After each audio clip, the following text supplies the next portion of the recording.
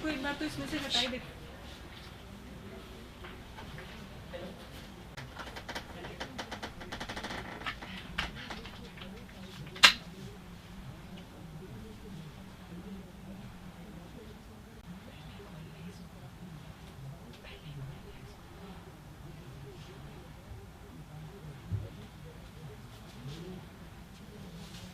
हाँ जी, राम राम सा। आप सबका आपके अपने YouTube चैनल सुमन लता यादव हिंदी क्लासेस में हार्दिक स्वागत, हार्दिक अभिनंदन। उम्मीद करती हूँ आप सब अपनी अपनी जगह कुशल मंगल होंगे जी। फटाफट जुड़ जाइएगा। और जैसा हमने कहा था कि अब हम वीक में 2 दिन टेस्ट सीरीज शुरू करेंगे, तो डिसाइड हुआ एक मंगलवार और एक शनिवार 2 दिन, और बृहस्पतिवार की क्लास में कोई हम टॉपिक लेकर के चलेंगे।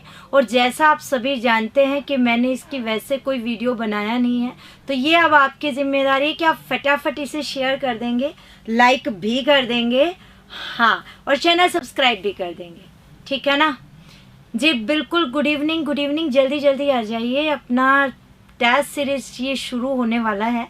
और आप जैसा कि जानते हैं, ये अपना तीसरा मॉडल टेस्ट पेपर है, और हमारी कोशिश यही है कि हम ज़्यादा से ज़्यादा रिवीजन कर पाए यहाँ पर। जय बजरंगबली सीमा। रे हिंदी की देवी तो नहीं, बस ठीक है, कर रहे हैं ठीक जी। आरती, बहुत बहुत आशीर्वाद बेटा, सभी को ढेरों शुभकामनाएं, आशीर्वाद। जय श्री कृष्णा। चलिए शुरुआत हम करने वाले हैं। मैं बढ़िया हूँ, आप सब कैसे हैं? बढ़िया हैं? हाँ, आज आपके लिए एक सरप्राइज भी है, कुछ समय बाद आपको पता चलेगा। चलिए शुरुआत हम लोग करते हैं।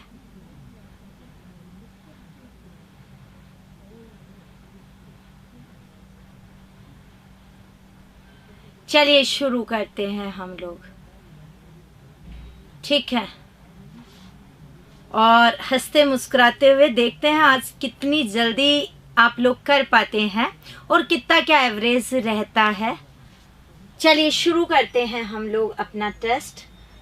सबसे पहले देखिएगा जरा, अपठित गद्यांश है, 2 आते हैं आप लोगों के, मैं लेती एक ही हूँ, बाकी उस चीज को हम कर लेते हैं। देखिए जरा, इसमें यायावर जानता है, यायावर यानी घुमक्कड़ जानता है, पर वह उसे नाम क्या दे। वह जानता है कि कुछ है जिसे न पाकर मन में असंतोष घिरा रहता है, और जिसकी एक अस्फुट जो हमारे सामने प्रकट ना हो, झलक भी मन में आह्लाद, प्रसन्नता और कभी कभी उन्माद, एक प्रकार का नशा जगा देती है। सौंदर्य या कोई भी एक शब्द उसे ठीक से व्यक्त नहीं कर सकता। वह इस अस्पष्ट कुछ यायावर के रास्ते में जहां तहां बिखरा रहता है। यायावर उसे देखता ही नहीं, छूता भी है, और कई जगह सुनता और सूंघता भी है। उसके क्षणिक से साक्षात्कार से ही चेतना सिहर उठती है, कंपन से युक्त हो जाती है। और यदि साक्षात्कार गहरा हो, परमपिता परमेश्वर से अगर साक्षात्कार ज्यादा गहरा हो, तो अंतर यानी हृदय के अंदर, मन में एक शोला सा भड़क उठता है। एक प्रकार से ईश्वरीय ज्ञान की या ईश्वर को प्राप्त करने की कोशिश शुरू हो जाती है। अच्छा, ऐसा अपने ऐप में दिया है टेस्ट। सब फर्स्ट क्वेश्चन आपका, संतोष शब्द का संधि विच्छेद क्या होगा? नो डाउट ये सभी का आपका सही होगा।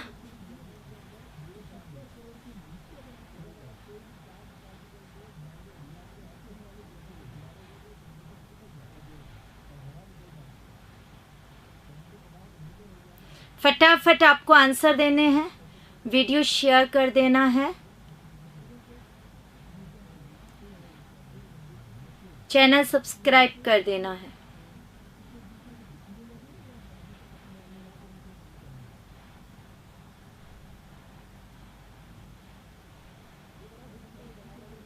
ओके, आंसर आना शुरू हुआ है आप लोगों का।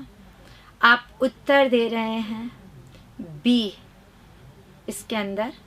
ओके, आप कह रहे हैं संतोष शब्द का संधि विच्छेद, तो आप सबको पता है सम धन तोष, राइट। अगर मैं के पश्चात निर्नुनासिक वर्ण आता है तो मैं अनुस्वार में परिवर्तित हो जाता है, ये नियम। और संधि कौन सी हो जाती है? व्यंजन। तो ये है, मैं पूरा नहीं आएगा, अनुस्वार है, आधे रूप में बदलेगा, तो इसका मतलब आंसर कौन सा होगा? 2 नंबर। यायावर जानता है पर वह उसे नाम क्या दे, वाक्य में कौन सा वाक्य है?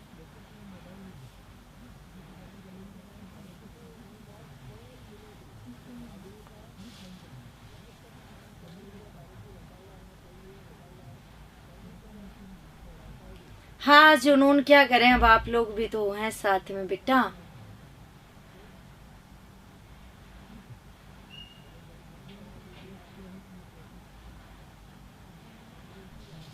हाँ सर, ऐप पर भी दिया है तो गलत होने में बहुत कम लोगों का रहेगा। हालांकि आंसर आप लोग 2 दे रहे हैं, बी भी बता रहे हैं, सी भी बता रहे हैं।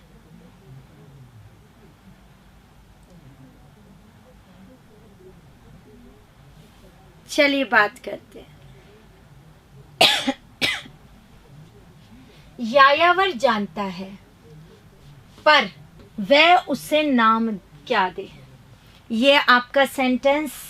और इसमें मैंने वाक्य पूछा है, 2 मेरे पास आंसर आ रहे हैं, एक बी बता रहे हैं, कुछ बच्चे सी पर भी जा रहे हैं। तो ये तो पक्का है कि हाँ, आप लोग आंसर सोच समझ करके ही देंगे। अगर आप जानते तो बहुत अच्छे से पता है, आप जब संयुक्त वाक्य पढ़ते हैं तो इसमें योजक अव्यय शब्द आते हैं। कौन से योजक अव्यय शब्दों का प्रयोग होता है इसके अंतर्गत, तो आप सब बहुत अच्छे से जानते हैं। और जैसे और कहें, और है, पर है, परंतु है, किंतु है, मगर है, बल्कि है, लेकिन है, इसलिए है, ये सारे के सारे शब्द यहाँ पर आ जाते हैं।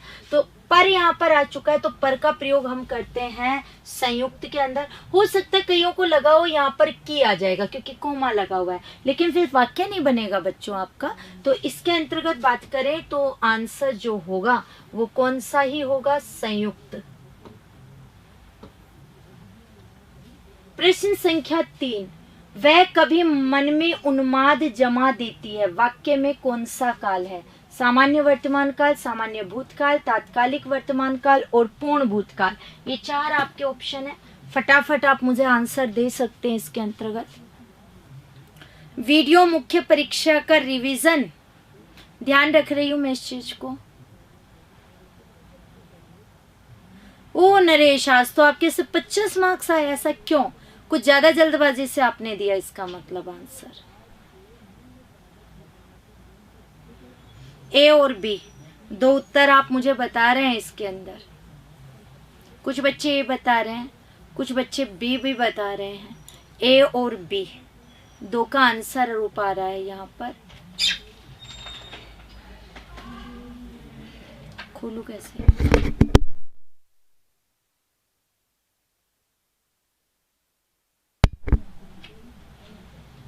ए बता रहे हो, सी बता रहे हो, आप ये मुझे उत्तर बता रहे हैं ए और सी।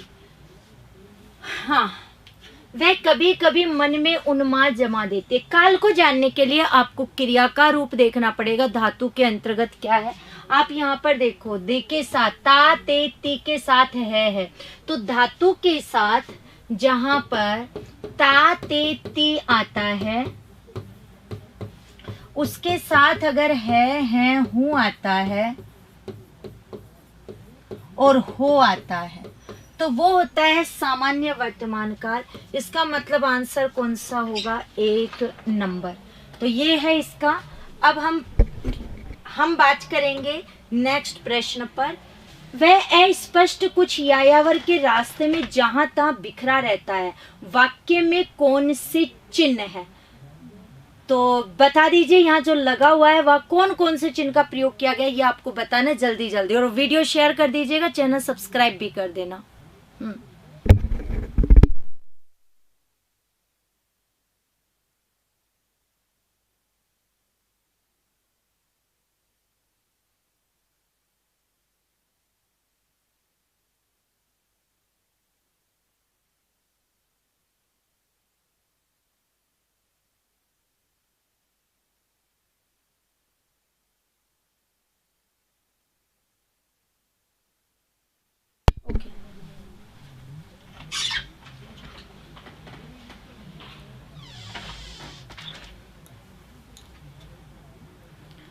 आंसर बताने लग गए हैं बी और सी, 2 उत्तर आप लोग बोल रहे हैं। चौथा हमारा प्रश्न चल रहा है, डी भी आंसर आ चुका है आप लोगों का। देखिए बात करें, वह अस्पष्ट कुछ यायावर के रास्ते में जहां तहाँ बिखरा रहता है, वाक्य में कौन सा चिन्ह है? सबसे पहला चिन्ह आपको यहाँ नजर आया, जिसे हम कहते हैं इकहरा उद्धरण चिन्ह। तो सबसे पहले इकहरा उद्धरण है, यहाँ सिर्फ उद्धरण लिखा हुआ है, यहाँ इकहरा है। ठीक है, आगे देखते हैं।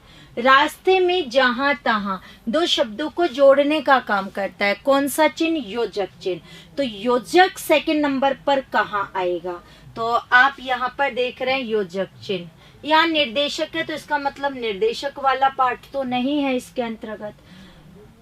तो योजक चिन्ह अगर हम देखें तो इसके अंतर्गत आया है इकहरा उद्धरण चिन्ह, ये गया उद्धरण चिन्ह के साथ योजक, इकहरा उद्धरण के साथ योजक, तो ये भी गया। अब बचा थर्ड, ये देखिए पूर्ण विराम। तो हमारे पास आया एक तो इकहरा उद्धरण, एक आया योजक, एक आया पूर्ण विराम। तो पूर्ण विराम, ये इकहरा उद्धरण चिन्ह, ये योजक चिन्ह और ये पूर्ण विराम। इसका मतलब आंसर कौन सा आएगा? सी नंबर आएगा। पता नहीं आपके गलत कैसे हो रहे हैं वैसे। आगे देखिए,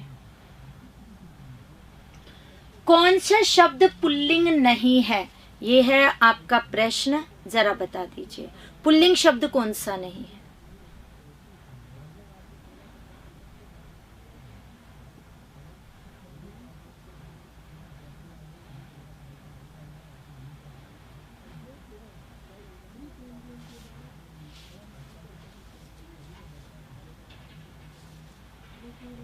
सी है, डी है,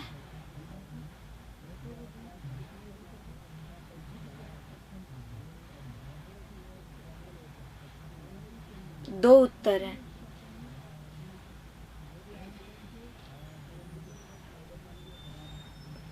दो आंसर कैसे आ रहे हैं? वैसे नॉर्मली गलत नहीं होता है आपका लिंग वाला क्वेश्चन, लेकिन इसमें बहुत आंसर आ रहे हैं। सी और डी 2 बता रहे हैं आप। चलिए बात करते हैं, कौन सा शब्द पुल्लिंग नहीं है? ये है प्रश्न। पहला देखो साक्षात्कार, तो साक्षात्कार तो होता है, इसका मतलब पुल्लिंग है। शब्द भी होता है, इसका मतलब ये भी पुल्लिंग है। रास्ता होता है, पुल्लिंग है। चेतना होती है, इसका मतलब चेतना शब्द क्या आया? स्त्रीलिंग। बाकी तीनों शब्द क्या आए? पुल्लिंग आए। तो कोई भी अपठित गद्यांश में से आपको शब्द देगा और पूछ लेगा, वाक्य में प्रयोग करके देखोगे तब तो हो जाएगा। अगर वाक्य में प्रयोग करके नहीं देखोगे तो ऐसे शब्दों को नहीं कर पाओगे। हाँ, चेतना जाग गई, आप इसको भी कर सकते हैं, बिल्कुल। आगे देखो, कौन सा बहुवचन का सही रूप है? सुनता सुनते, सूंघता सूंघते, बिखरा बिखरे, ये सभी। हाँ बिल्कुल, वीडियो शेयर कर दो, चैनल सब्सक्राइब भी कर दो। 2 दिन टेस्ट सीरीज शुरू हो गई हिंदी की, एक सैटरडे को, शनिवार को और एक ट्यूसडे को, मंगलवार को।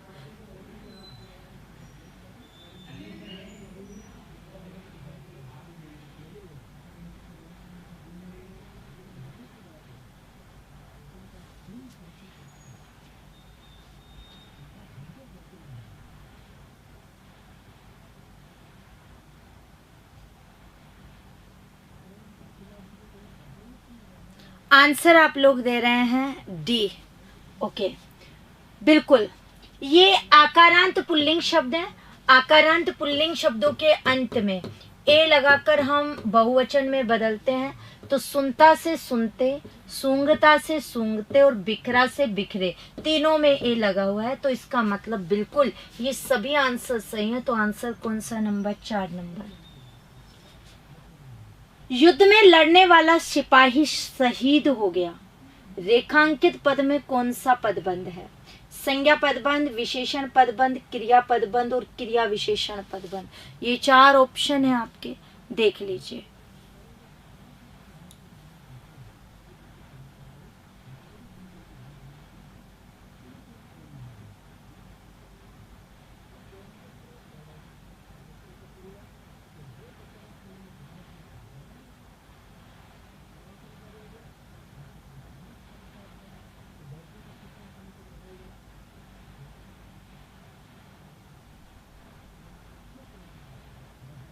ए डी,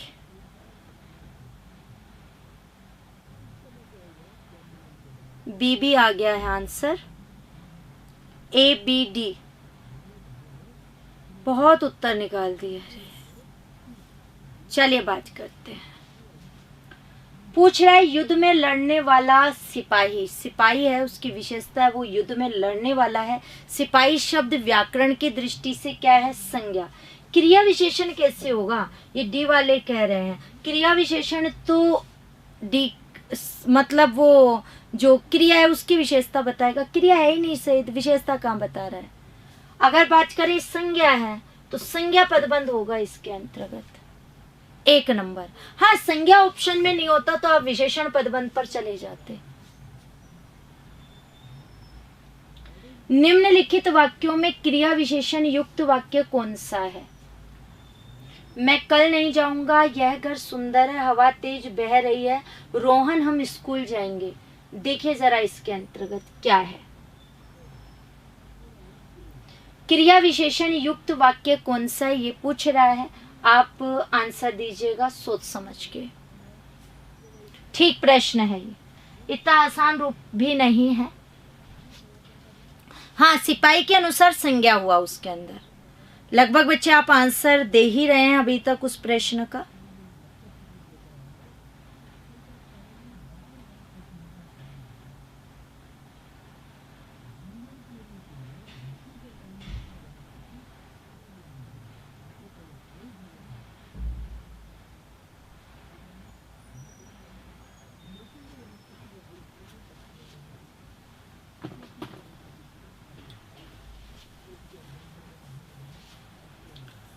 मेरे पास आंसर दे रहे हैं आप लोग सी। ओके, चलिए बात करती हूँ। क्रिया विशेषण युक्त वाक्य कौन सा है ये पूछा। क्रिया विशेषण जो शब्द क्रिया की क्या बताएंगे? विशेषता। यहाँ देखिए, मैं कल नहीं जाऊंगा इसमें नहीं है। यह घर सुंदर है, सुंदर का रूप नहीं है। रोहन हम स्कूल जाएंगे तो स्कूल भी नहीं है। हवा तेज बह रही है, बहना क्रिया। बहने की विशेषता क्या है हवा की? कि हवा कैसी बह रही है? तेज। सोहन तेज दौड़ता है, हवा तेज बह रही है। यहाँ क्रिया की विशेषता है, तेज अव्यय है। इसका मतलब आंसर कौन सा होगा? इसका सी होगा। कुछ बच्चों ने डी दिया है। बिल्कुल रीतिवाचक क्रिया विशेषण इसका आंसर आएगा, क्योंकि तेज है, धीरे है, ये रीतिवाचक के अंतर्गत आते हैं, तो रीतिवाचक है। वीडियो शेयर, चैनल सब्सक्राइब कर देना है आप लोगों को बिना कहे, और लाइक भी कर देना। आगे देखो, वर्तनी की दृष्टि से शुद्ध शब्द है प्रतिभूति, पड़ोसी, बीमार, कवियत्री। ये 4 ऑप्शन है। जब मैं कहती हूँ तब अलर्ट होते हो, ऐसा लगता है। फिर याद आता है, अच्छा हाँ शेयर नहीं किया, अब तो करना है, लाइक भी कर देते हैं। हाँ सी होगा रेनू, आपने गलत कर दिया बेटा।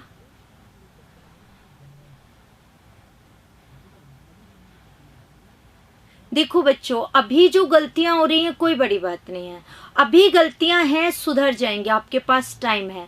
ये गलतियां अगर अभी नहीं सुधरी तो एग्जाम में फिर कुछ भी नहीं हो सकता है। इसलिए जितनी हो सके इन गलतियों को आप सुधार लो, ये पेपर इसी के लिए है।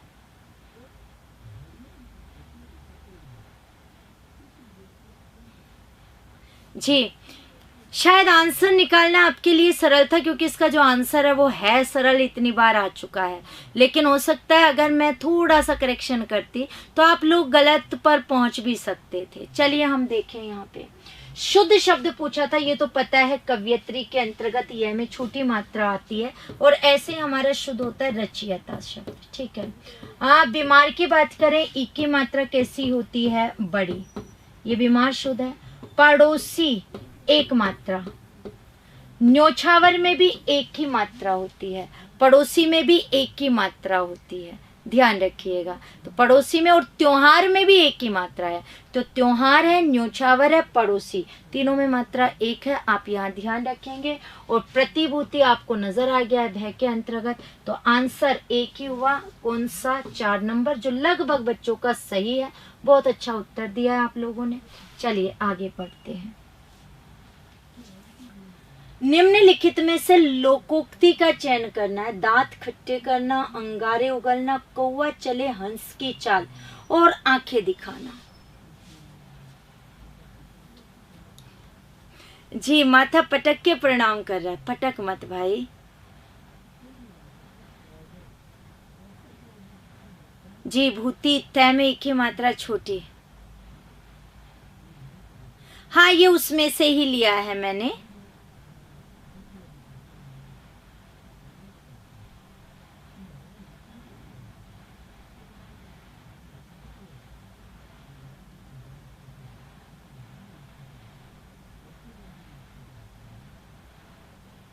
सी आंसर आप लोगों ने दिया है यहाँ पे।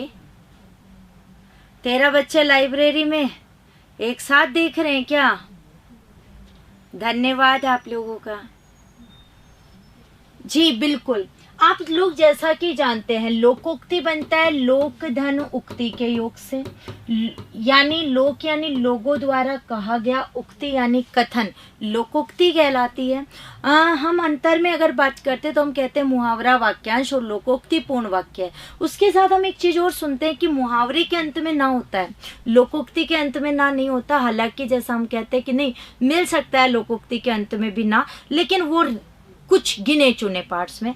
हम यहाँ पर अगर देखें तो ना तो आपको नजर आ रहा है 3 में, लेकिन यहाँ ना नजर नहीं आया, इसलिए आपको चुनना तो बहुत अच्छा था, आराम से कर सकते थे। आंखें दिखाना, एक से ज्यादा अर्थ हो सकता है। डराना, गुस्सा करना, ये इसमें। अंगारे उगलना भी गुस्सा क्रोध के लिए हो जाता है। दांत खट्टे करना परास्त करने से आ जाता है। और कौवा चले हंस की चाल, दुर्जन का सज्जन के रूप में आना, वो आप कर सकते हैं। तो आंसर 3 नंबर। जातिवाचक संज्ञा नहीं है। कौन सी इनमें से जातिवाचक संज्ञा नहीं है आपको देखनी है। शैशव, लोहा, लकड़ी, पुस्तक। अलवर से जे रविंद्र चौधरी जी 10 लाइव देख रहे हैं। हाँ, सारे आप लाइब्रेरीज में हैं, चलो अच्छी बात है। जी देवराज गुजर, ये तो मुझे नहीं पता है तो कौन सा, पर हाँ है उसमें से।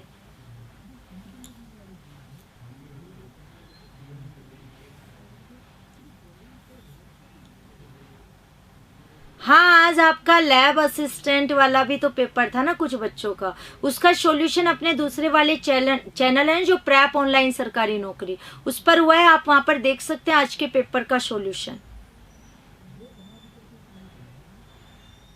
ए और बी आप आंसर दे चुके हैं। चलो जरा एक बार देख लेते हैं। तो बच्चों, हम पूछा है जातिवाचक संज्ञा कौन सा नहीं है। पुस्तक, पुस्तक में तो जाति है, आपको पता है।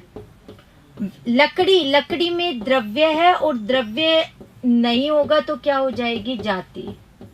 लोहा में भी वही द्रव्य है और द्रव्य नहीं है तो क्या हो जाएगी, जाति। शैशव, शिशु, शिशु में ए प्रत्यय, शब्द क्या बना, शैशव। ए प्रत्यय पहले वर्ण में जो स्वर है उसमें वृद्धि करेगा, तो ई है, ई को ऐ में बदलता है तो सही। और अंतिम वर्ण में अगर उ स्वर आता है तो ए प्रत्यय उ को किस में बदलता है, औ में, तो शय का शय। अब शय में उ आया, उ को किस में बदलेगा, औ में। अब औ जोड़ोगे शय में, शय में जोड़ते ही श पूरा, वै का वै, और ये बना शैशव। तो शैशव क्या हुआ, शैशव हुआ भाववाचक संज्ञा। और भाव किसके योग से बना हुआ है ये, तो आप शिशु है मूल शब्द, शिशु जाति का है, तो ये जातिवाचक के योग से बनी क्या हो गई, भाववाचक संज्ञा। तो आंसर हो गया जाति के योग से बनी भाव। ठीक है,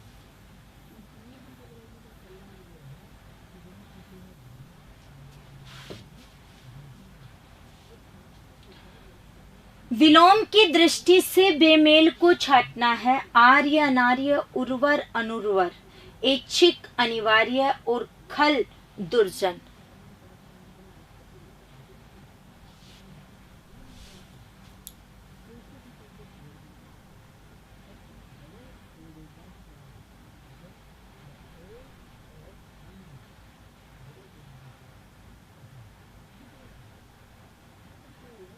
मुझे आपके मैसेज बहुत फास्ट जा रहे हैं, सिर्फ आंसर्स नज़र आते हैं। इसके अलावा आप क्या लिख रहे हैं मैं नहीं पढ़ पा रही हूँ। कोई भैया कुछ झांसी के बारे में कुछ लिख रहे हैं, वो झांसी तो मुझे दिखा है। डी बताया है, सी बताया है और बी बताया है। ओहो, बहुत आंसर हैं आपके तो। डी, बी, सी। वीडियो शेयर, चैनल सब्सक्राइब कर देने हैं आप लोगों को, बिल्कुल दोनों काम, और लाइक भी कर देना।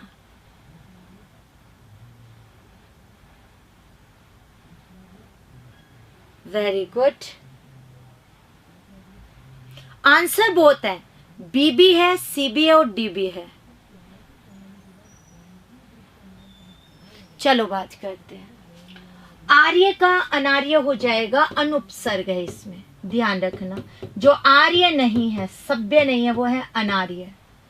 उर्वर उपजाऊ, अनुर्वर अनुपसर्ग है, उर्वर मूल शब्द है इसमें भी, ठीक है। ऐच्छिक, इच्छा में इक प्रत्यय, ऐच्छिक। तो ऐच्छिक विषय और अनिवार्य विषय आपने पढ़ा है हिंदी के संदर्भ में, तो वहां से आप कर सकते हैं। खल यानी भी दुष्ट होता है और दुर्जन यानी भी दुष्ट होता है। सज्जन का दुर्जन हो सकता था, ये दोनों समानार्थी हो गए, विलोम नहीं हुए। इसका मतलब आंसर कौन सा होगा? D number. कईयों को अर्थ नहीं पता होगा तो तुक्के से बी वगैरह पर पहुंच रहे हैं आप लोग, है ना। तो ऐसा नहीं करना है। अब और कितनी जल्दी कराएं भाई। पर्यायवाची की दृष्टि से असंगत विकल्प आपको चुनना है। देख लीजिए जरा, ऑप्शन है आपके साथ में, ये यहाँ पर देख लीजिए।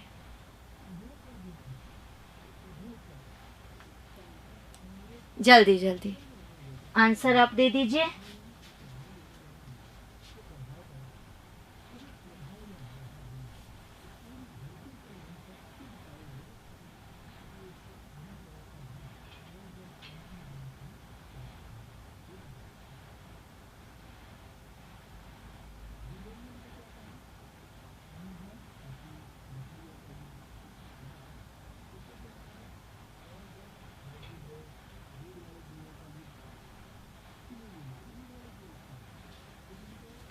इसमें वो क्वेश्चंस हैं जो एग्जाम्स में आ चुके हैं आपके मेथड के अंतर्गत भी।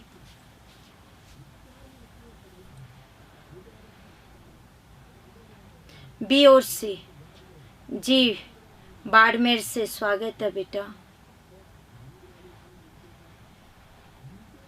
चलिए बात करते हैं।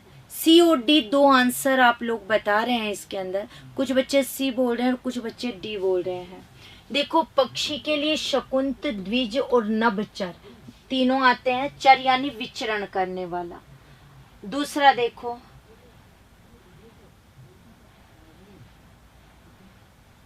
बैल, ऋषभ, वृषभ, अक्षधर।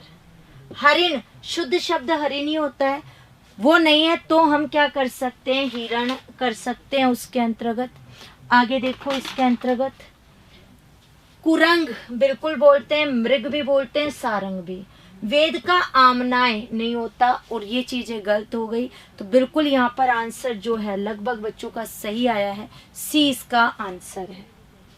इसके साथ ही जैसा मैं आपसे कह रही थी, एक आपके लिए है साइंस वाले बच्चों के लिए एक गुड न्यूज आप लोगों के लिए। वो गुड न्यूज क्या है जरा यहाँ पर समझ लीजिए। ये गुड न्यूज कुछ ऐसी है कि रीट 2022 के लिए साइंस और मैथ की टेस्ट सीरीज आपके लिए बिल्कुल निःशुल्क आ रही है बच्चों। ये 10 पेपर हैं आपके 10 पेपर होंगे ये। अगर हम कहें, ये आप देख करके देख सकते हैं 29 तारीख से, यानी कल से 29 जून से ये आपकी क्या हो रही है? शुरू हो रही है जो ये टेस्ट सीरीज है। और मैं आपको बता दूं, इसमें जो टोटल 10 पेपर हैं, इसके अंदर साइंस और मैथ दोनों की टेस्ट सीरीज है। बिल्कुल कोई भी शुल्क नहीं है, फ्री ऑफ कॉस्ट है, आप ये कह सकते हैं। अपने ऐप प्रेप ऑनलाइन सरकारी नौकरी पर ही होगा। अगले दिन इसका सॉल्यूशन होगा, पर सॉल्यूशन अपने इस चैनल पर नहीं होगा, अपना जो दूसरा चैनल है प्रेप ऑनलाइन सरकारी नौकरी, आपको यहाँ ज्वाइन करना होगा और यहाँ से आप इसको क्या कर सकते हैं, देख सकते हैं। तो जो भी साइंस वाले बच्चे हैं इसका फायदा उठा सकते हैं। सेकेंड लेवल के लिए है, जितना हो सके आप इसको बिल्कुल वहाँ बच्चों को बता दीजिएगा। शेड्यूल इसका ये है, ये 10 टेस्ट है, ये लाइव ऐप पर होगा। जो वो डेट है 29 को, 1 को, 4 को, 6 को, 8 को, 11, 13, 15, 18, 20, यानी लगभग एक दिन छोड़कर, एक दिन या 2 को छोड़कर इसके अंतर्गत आ रहे हैं। और प्रेप ऑनलाइन सरकारी नौकरी जो अपना यूट्यूब चैनल है, इस पर हम इसका करेंगे लाइव सॉल्यूशन। जो ये टीम है जो मैं अभी आपको बता दूंगी, नेक्स्ट डे होगा, यानी 29 तारीख को अगर पेपर है तो 30 तारीख को यूट्यूब पर इसका क्या होगा, सॉल्यूशन होगा। और ये आप अटेंड कर सकते हैं प्रेप ऑनलाइन सरकारी नौकरी ऐप पर। पेपर देंगे कितने बजे से, 9 बजे से ये कल आपको मिल जाएगा और नेक्स्ट डे आप यूट्यूब पर इसका देख सकते हैं सॉल्यूशन। और टीम आपको पता है, मैथ में पंकज खेमचंदानी सर और अजय शर्मा सर हैं जो आपको सॉल्यूशन कराएंगे। फिजिक्स में वैभव जैन जी हैं, केमिस्ट्री में अनुराग पारिक सर हैं, जूलॉजी में श्वेता सुमन मैम हैं और बॉटनी में डॉक्टर TC जांगीर सर हैं। तो ये हैं जो आपको साइंस के सेकंड पेपर का सॉल्यूशन कराएंगे। तो ये मैंने आपको बता दिया, जो आपके लिए बात थी फ्री ऑफ कॉस्ट वाली, तो आप बिल्कुल समझ गए होंगे इसके अंतर्गत। चलिए अब हम लोग बात कर लेते हैं यहाँ से आगे की इसमें, ठीक है।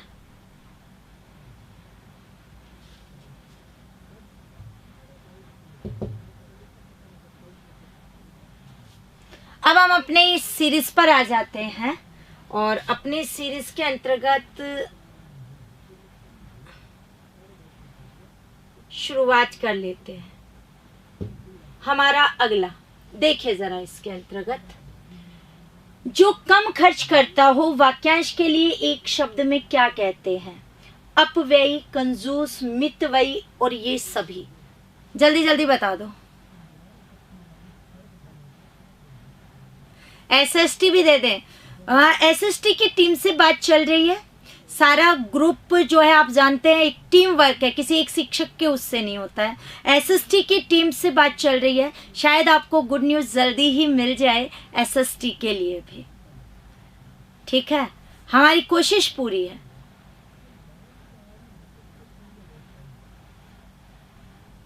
चलिए आंसर आप लोगों के आने लगे हैं। C और एक नंबर, A और C, 2 आंसर आप लोग बता रहे हैं। जो कम खर्च करता है, कई अपव्ययी बता रहे हैं। अरे अपव्यय तो गलत, जो खर्च कर रहा है वो हो गया ना अपव्ययी, तो कंजूस नहीं है। मितव्ययी, मित यानी कम, व्यय यानी खर्च करने वाला, तो आंसर तो कौन सा होगा? 3 नंबर। कौन से शब्द में प्रत्यय है? सौंदर्य, क्षणिक, उन्माद, 1 और 2 दोनों में। जल्दी जल्दी बता दो आंसर।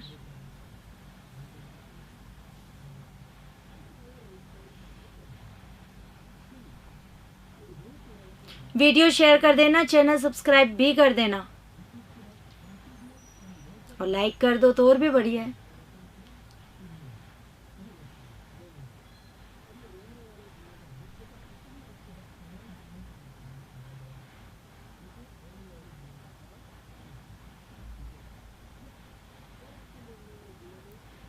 आप लोग मुझे आंसर बता चुके हैं। डी बताया है, सी बताया है, 2 उत्तर आ चुके हैं, देख लेते हैं।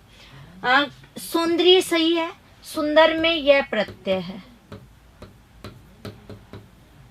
वो यू को औ में बदलेगा, अंतिम वर्ण आधा करेगा। क्षणिक, हर जगह एक प्रत्यय परिवर्तन नहीं करता है। क्षण में एक है तो क्षणिक नहीं होता, होता क्षणिक ही है। तो इसमें एक, और सौंदर्य में भी, तो 1 और 2 दोनों के अंतर्गत है। तो इसका मतलब आंसर कौन सा हुआ? डी। शुरुआत हो चुके हैं आप लोगों के यहाँ से मेथड के क्वेश्चन एग्जाम्स में आए हुए। देखिए जरा क्या उत्तर आप देते हैं। उद्बोधन विधि का उपभेद नहीं है दृश्य विधान, अभिनय, कहानी, अनुवाद। ये 4 ऑप्शन है, देख लीजिए। सबसे पहले उद्बोधन समझना है, उसके बाद आपको एक उत्तर चुनना है।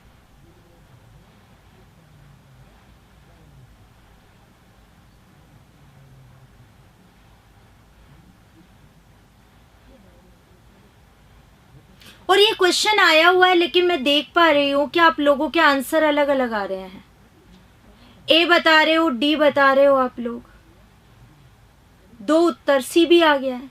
आए हुए प्रश्न में तो ये गलतियां होनी नहीं चाहिए आप लोगों से। चलिए बात करते हैं। मैंने पूछा उद्बोधन विधि का उपभेद नहीं है।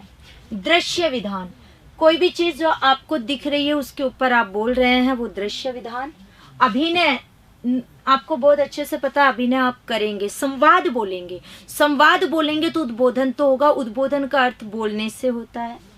कहानी, कहानी में भी उद्बोधन होता है। अनुवाद रूप नहीं है, वो तो लेखन रूप में भी आ सकता है। तो बिल्कुल इसमें जो भेद नहीं है वो कौन सा नहीं है, अनुवाद।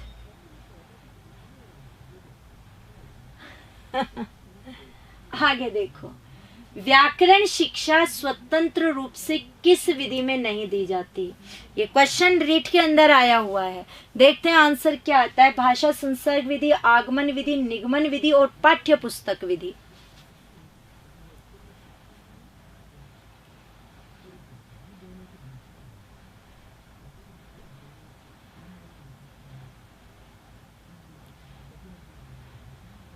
मुंडावर अलवर से स्वागत।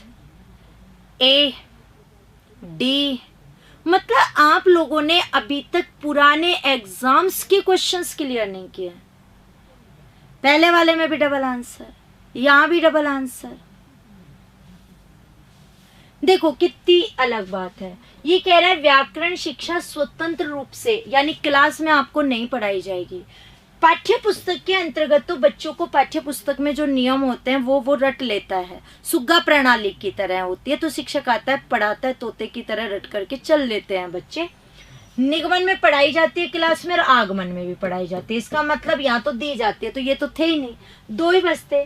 भाषा संसर्ग, आपको पता है ये उन विद्वानों की देन थी जो कहते थे दैनिक जीवन में आप कक्षा में व्याकरण पढ़ाओ ही मत, बल्कि 2-3 विद्वानों की पुस्तक लो, उन्हें पढ़ने को दो, बच्चा खुद पढ़ेगा और व्याकरण के सही जो रूप तक पहुंचेगा। यानी बच्चा खुद चल करके व्याकरण के शुद्ध अशुद्ध या नियमों को क्या करेगा, जानेगा। कि आप उससे सैद्धांतिक ज्ञान मत दो, व्यवहारिक ज्ञान की वो क्या करेगा, उसमें प्राप्ति करेगा। तो इसका मतलब बिल्कुल शिक्षा जो नहीं दी जाती भाषा संसर्ग में। वैसे आपको पता है हम भाषा संसर्ग को जानते हैं अव्याकृति के नाम से भी। ए यानी नहीं, व्या यानी व्याकरण, कृति यानी रचनाएं।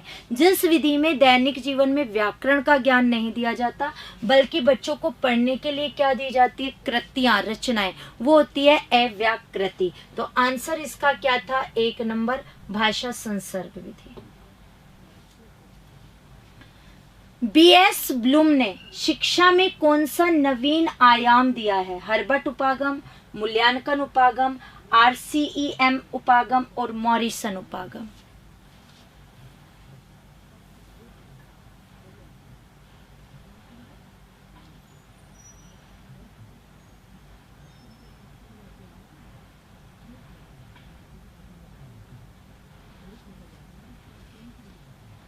वीडियो शेयर, चैनल सब्सक्राइब कर दीजिएगा प्लीज, और ज्यादा से ज्यादा लोगों तक पहुंच जाए। जितना है पात्रता है, लेकिन जितनी अच्छी डिवीजन के पार जाएंगे बच्चा, थोड़ा कॉन्फिडेंस तो बढ़ता है। 2 आंसर बता दिए आप लोगों ने, बी और डी। ठीक है, बिल्कुल। अरे मॉरिसन उपागम नहीं है, बीएस ब्लूम, वो तो मॉरिसन का हो गया। मूल्यांकन उपागम दिया है ब्लूम ने, तो मूल्यांकन उपागम इसका क्या था, आंसर 2 नंबर। विश्लेषणात्मक विधि में प्रयोग होता है शब्द से वर्ण, वर्ण से शब्द, शब्द से वाक्य, वाक्य से पैराग्राफ। ये 4 ऑप्शन है, आंसर दीजिए।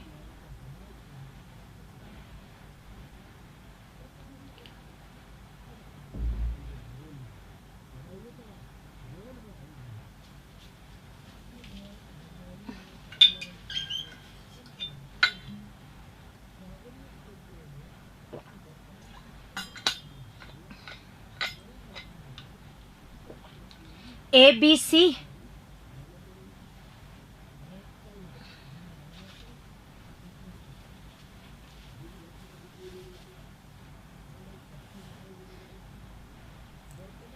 चलिए बात करते हैं विश्लेषणात्मक विधि। अगर कहें वाक्य से वर्ण की ओर बढ़ती है, यानी बच्चे को पहले हम वाक्य का ज्ञान कराएंगे, उसके बाद शब्द का, और शब्द के बाद वर्ण का। भाषा की पूर्ण इकाई भी क्या ही होती है? वाक्य। तो पूर्णता से हम ज्ञान देंगे, राइट। तो वाक्य आपको यहाँ उसने दिया नहीं, क्योंकि वाक्य से पैराग्राफ तो ये जाएगा नहीं, वाक्य से वर्ण की ओर जाएगा, बड़े रूप से छोटे के रूप में आएगा। पहले बच्चों को वाक्य देंगे, वाक्य में आए हुए फिर शब्दों का ज्ञान देंगे, फिर वो जो शब्द बने हैं उनमें कौन सा वर्ण है, वो व्यंजन स्वर, उसका ज्ञान देंगे, तो वहां पर जाकर के वो रूप पूरा होता है। तो ये तो है नहीं, वर्ण से शब्द भी नहीं है।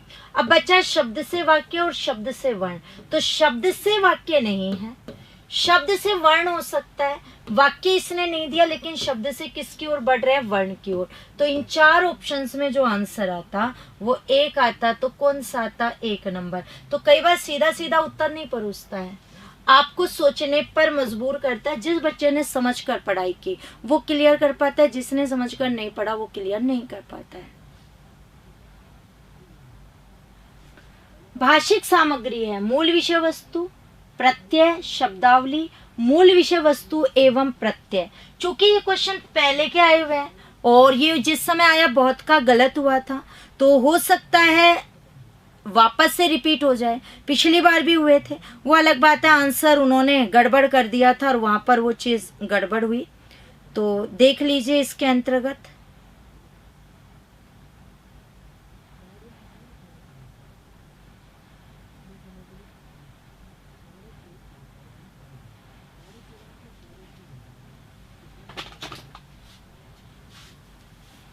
CD आपके देख लो आंसर डबल आ रहे हैं अभी भी। पुराने पेपर में आंसर A आ रहा है, C आ रहा है, D आ रहा है।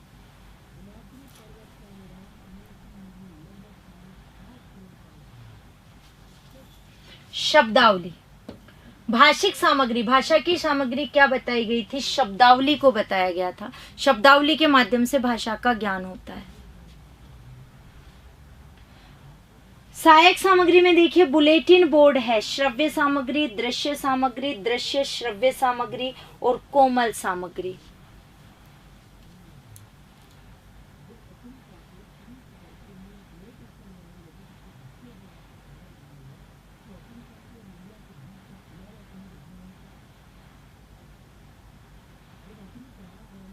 डी और सी आंसर आप बता रहे हैं मुझे। बी भी आ चुका है, बी सी। सहायक सामग्री में भी गड़बड़ हो रही है।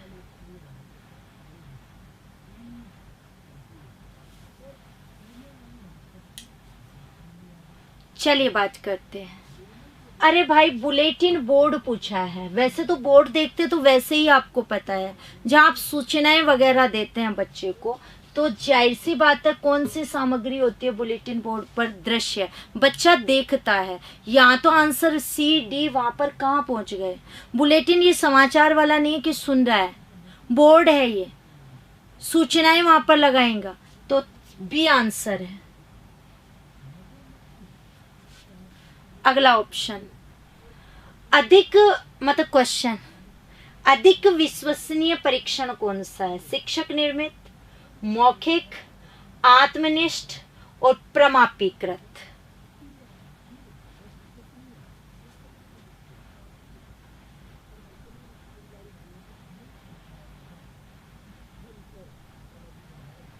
रमेश जी कमेंट्स पर ध्यान नहीं दे रही, उत्तर पर ध्यान दे रही हूं। आप उत्तर देने पर ध्यान दें बस।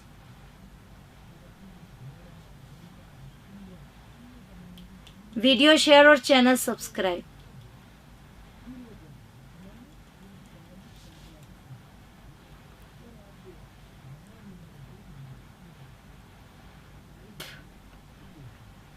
चलिए आंसर पर बात करते हैं। ये पूछ रहा अत्यधिक विश्वसनीय परीक्षण या अधिक विश्वसनीय परीक्षण।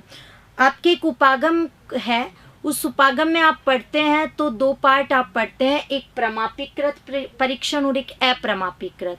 अप्रमापीकृत जो है वो शिक्षक द्वारा निर्मित होता है, जो एक छोटे स्तर पर कक्षा के लिए क्या किया जाता है, बनाया जाता है। जबकि मौखिक नहीं होगा, आत्मनिष्ठ तो एक तक ही हो गया। प्रमापीकृत, इसका क्षेत्र विस्तृत होता है, विषय विशेषज्ञों के द्वारा बनाया जाता है, सोच समझ करके चीजें होती हैं, कोई भी यहाँ पर पार्शियलिटी नहीं हो सकती है। तो मैं कहूँ बिल्कुल आंसर कौन सा होगा, प्रमापीकृत परीक्षण। ये अधिक विश्वसनीय क्या है, परीक्षण है। ये क्वेश्चन 2 बार आ गया, पिछली बार तो इसे रद्द ही कर दिया गया माध्यमिक शिक्षा बोर्ड के द्वारा। हालांकि जब पहली बार आया था तो ये आंसर था, ये पिछली बार वापस से रिपीट हो गया। सीसीई में व्यापकता का आशय निम्नांकित से नहीं है, विषयों की व्यापकता, उपकरणों की व्यापकता, दायरे की व्यापकता और प्रश्नों की व्यापकता।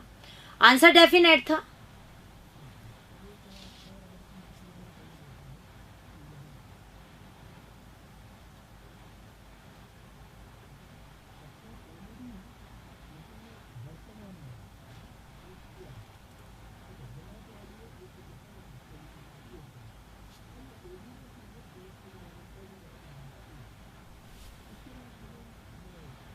आपने आंसर बता दिया है, डी बता दिया है, सी बता दिया है।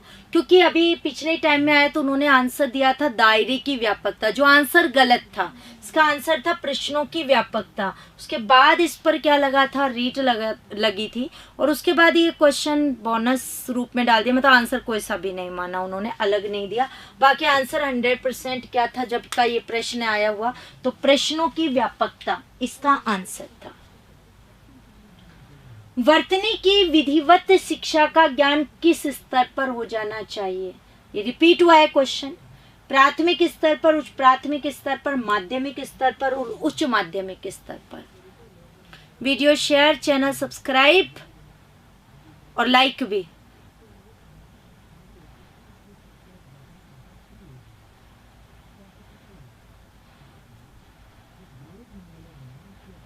सी और डी 2 आंसर आप बता रहे हैं।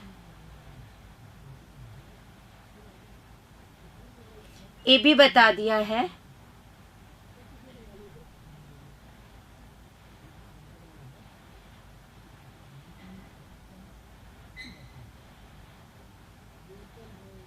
ए बी। चलिए, वर्तनी की विधिवत, सबसे पहली बात है वर्तनी है क्या। तो वर्तनी होता है वर्णों और मात्राओं को उनके सही क्रम में लिखना, वो वर्तनी कहलाती है। तो जैसी बात हम प्राथमिक स्तर पर ही शुद्ध लिखवाना शुरू करेंगे, बच्चा शुद्ध बोलेगा, शुद्ध लिखेगा, तो शुरुआत कहां से हो जाएगी, प्राथमिक स्तर से। एक बालक जरूरत से ज्यादा अपने आप को असमर्थ समझ रहा है, वह हीन भावना ग्रंथि से पीड़ित है और आत्मविश्वास खो बैठा है। एक शिक्षक के नाते आप उसका उपचार करेंगे। चारात्मक शिक्षण, सहानुभूतिपूर्ण व्यवहार, दंड देकर, परिवार को सूचना देकर और मित्रों के साथ घूमने की प्रेरणा देकर। क्या इसका आंसर होगा, जरा जल्दी जल्दी जवाब दे दो। वैसे ये आंसर आना तो सबका सही चाहिए, टीचर एप्टीट्यूड एटीट्यूड के पार्ट के जैसा ही ये आपका क्वेश्चन है। देखते हैं अब आप क्या जवाब देते हैं।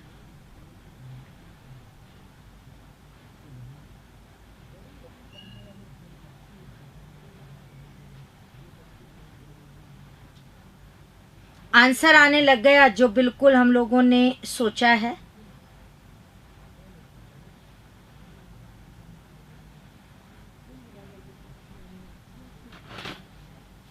देखिए, ये पूछ रहा है एक बालक जरूरत से ज्यादा अपने आप को असमर्थ समझ रहा है कि मैं कुछ नहीं कर सकता हूँ, हीन भावना की ग्रंथि से पीड़ित है और आत्मविश्वास भी खो बैठा है।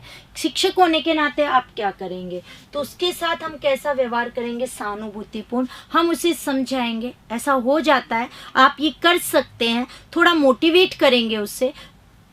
परिवार को सूचना देने से तो कोई फायदा है ही नहीं, दंड तो बिल्कुल भी नहीं है, तो बिल्कुल सहानुभूतिपूर्ण व्यवहार लगभग का सही था। वस्तुनिष्ठ प्रश्न का प्रकार है आलोचनात्मक प्रश्न, विश्लेषणात्मक प्रश्न, मिलान प्रश्न, व्याख्यात्मक प्रश्न।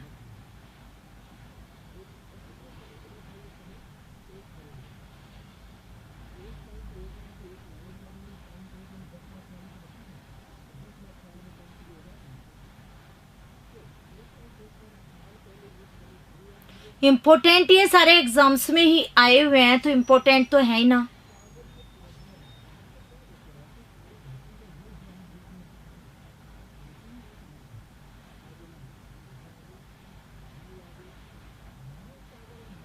वीडियो शेयर, चैनल सब्सक्राइब ज्यादा से ज्यादा शेयर कर दीजिएगा।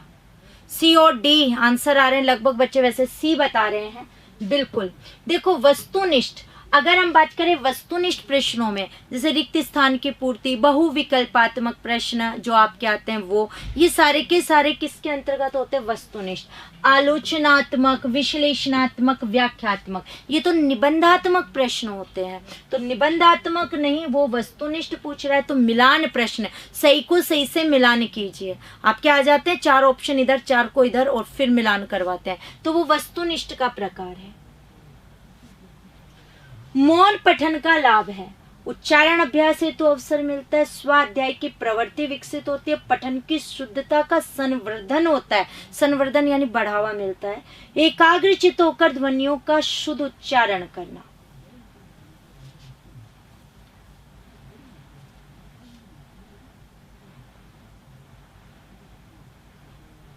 ऐप में ही टेस्ट था आज वाला, ये पहले ऐप में ही हुआ था, उसके बाद इतने अलग अलग आंसर दे रहे हैं आप लोग। बी और सी और डी 3-3 आंसर है, बी सी।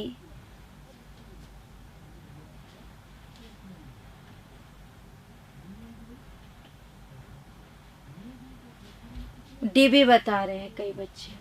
सबसे पहली बात, मौन पठन, एक सस्वर और एक मौन। मौन चुपचाप बैठ करके आप पढ़ेंगे, वो मौन है। तो उच्चारण अभ्यास है तो अवसर मिलेगा, तो उच्चारण तो होगा ही नहीं ना, मौन में तो चुपचाप पढ़ेगा, तो इसका मतलब ये तो हो ही नहीं सकता है। पठन की शुद्धता का संवर्धन, ये भी रूप नहीं है, वो तो जब बोलेगा तो पता चलेगा कि सही बोल रहा है या गलत, तो शिक्षक करवा सकता है। स्वाध्याय की प्रवृत्ति विकसित होती है, जैसे आप चुपचाप बैठकर अभी अपने पेपर्स की तैयारी कर रहे हैं, कोई नॉवल वगैरह पढ़ रहे हैं, तो नो डाउट स्वाध्याय की प्रवृत्ति क्या होगी? विकसित। ये ऑप्शन में नहीं होता तो हम फिर भी एकाग्रचित होकर ध्वनियों का शुद्ध उच्चारण करना। कई बच्चे ये सोच रहे हैं, लेकिन ये गलत क्यों हो गया? क्योंकि ये देखिए, इसमें शब्द आ गया उच्चारण करना।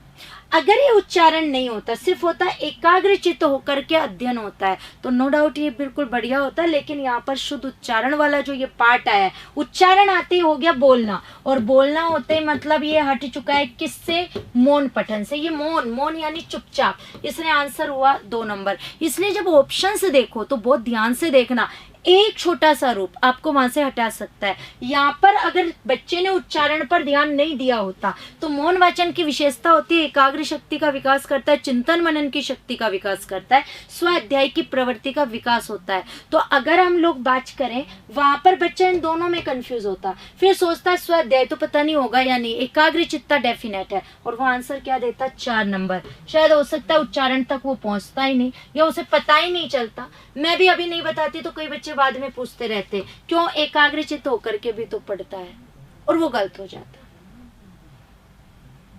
एक अच्छे मूल्यांकन की विशेषता नहीं है वैधता, वस्तुनिष्ठता, आत्मनिष्ठता और व्यापकता। ये 4 ऑप्शन है, देखिए। टाइमिंग ये वाला 12 से 5 के बीच में होता है, जिस दिन होता है अपने ऐप प्रेप ऑनलाइन सरकारी नौकरी पर। साइंस वाला जो टेस्ट शुरू होगा कल से, वो आप बिल्कुल देख सकते हैं 9 बजे से। नेक्स्ट डे उसका सॉल्यूशन है प्रेप ऑनलाइन सरकारी नौकरी यूट्यूब चैनल पर।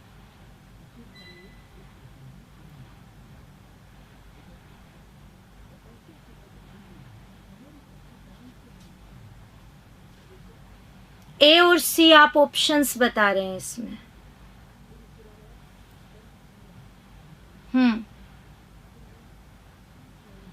वीडियो शेयर, चैनल सब्सक्राइब, जल्दी जल्दी जल्दी जल्दी। आंसर आपने दिया सी, बिल्कुल।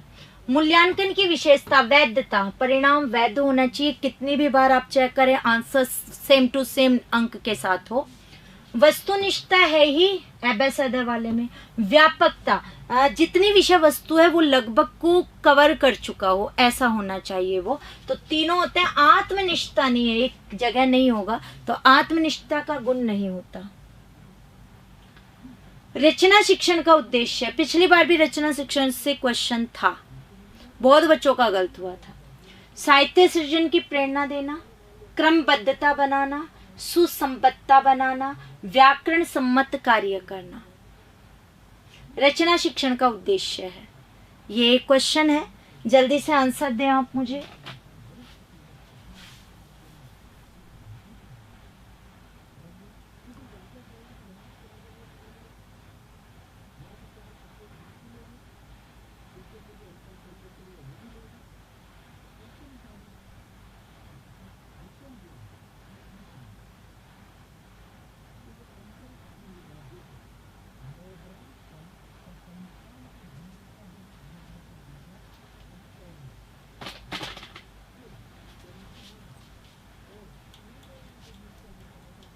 ए बी आंसर आप दे रहे हैं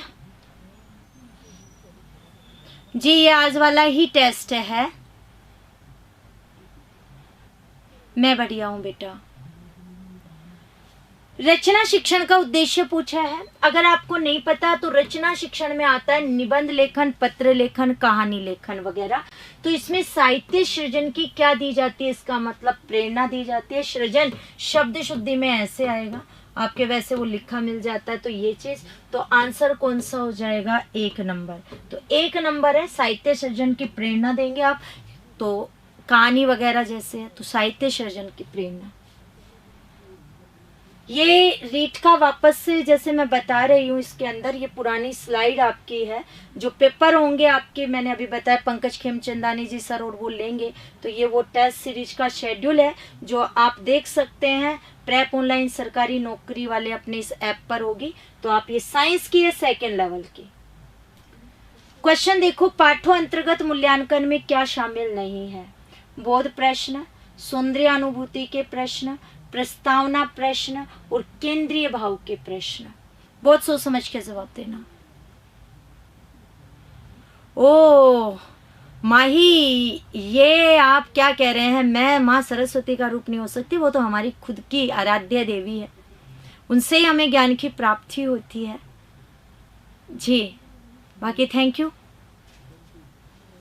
हाँ, ये टेस्ट फ्री है, अब आप आराम से दीजिए।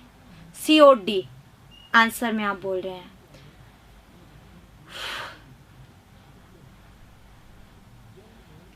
CBD पाठों अंतर्गत। पाठ योजना के दौरान 2 प्रकार का मूल्यांकन होता है, एक पाठों अंतर्गत मूल्यांकन और एक पाठों उपरांत मूल्यांकन। 2 रूप आते हैं।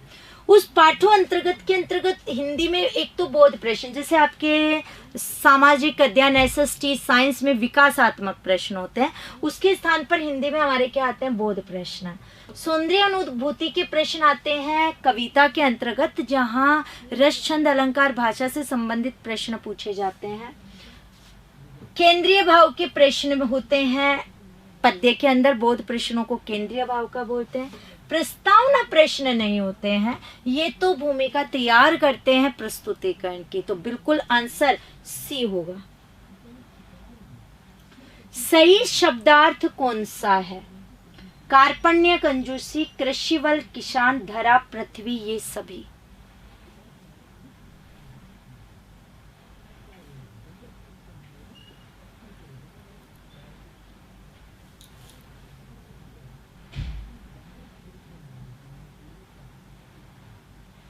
SST के लिए बेटा कर रहे हैं प्रयास, टीम जैसे ही हाँ भर देगी, क्योंकि ये उनका खुद का ही है, व्यू वो ही लेकर के आएंगे। साइंस की टीम थी रेडी तो वो आ गई आपके पास, आप बिल्कुल SST भी टीम आएगी ही जी। डी आप बोल रहे हैं बिल्कुल। कार्पण्य, कर्पण में यह प्रत्यय, कंजूसी, कृषिवल, किसान, धरा यानी पृथ्वी, आंसर ये सभी। धरित्री शब्द क्या है, तद्भव होता है धरती, इसका मतलब तत्सम रूप आ जाएगा। तद्भव जब मैंने आपको बता दिया तो आंसर हो जाएगा तत्सम। धरित्री धरती तद्भव रूप। अंबर की थेगली कोनी लाग सके का क्या अर्थ है, वस्त्र फटने पर सीमा जा सकता है। सीमा यानी सिया जाएगा। फटे आकाश को सीमा नहीं जा सकता यानी सीला नहीं जा सकता।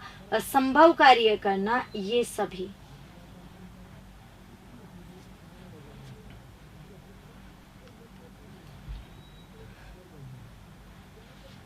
बिल्कुल आंसर बी, फटे आकाश को सीमा नहीं जा सकता। तुरंत मैंने आपको आंसर दे दिया क्योंकि इतना ही टाइम है हमारे पास। और बात करें हम यहाँ से, जैसा मैंने आपको बताया है, एक बार पुनः मैं आपको बता रही हूँ कि रीट 2022 के लिए साइंस और मैथ सेकेंड लेवल की टेस्ट सीरीज नीट की अनुभवी फैकल्टी के द्वारा आपके लिए बनाई गई है। पंकज खेमचंदानी सर और अजय शर्मा सर मैथ के अंतर्गत हैं। वैभव जैन सर, अनुराग पारिक सर, श्वेता सुमन मैम और टीसी जांगीर सर, ये साइंस की फैकल्टीज में है। फिजिक्स, केमिस्ट्री, जूलॉजी और बॉटनी की। आप बिल्कुल टेस्ट अटेंड कर सकते हैं इन लोगों का। और मैं आपको बता दूं, ये जो टेस्ट है वो ये शेड्यूल के अंतर्गत है, जो लाइव ऐप पर आपको 9 बजे कल मिल जाएंगे। मतलब जब भी होगा, जिस दिन भी, तो 9 AM सुबह मॉर्निंग में आपको मिल जाएगा। और इसका लाइव सॉल्यूशन प्रेप ऑनलाइन सरकारी नौकरी ऐप पर नेक्स्ट डे आपको करवाया जाएगा। तो अपना ध्यान रखिएगा, फिर मिलेंगे जल्दी ही। राम राम सा।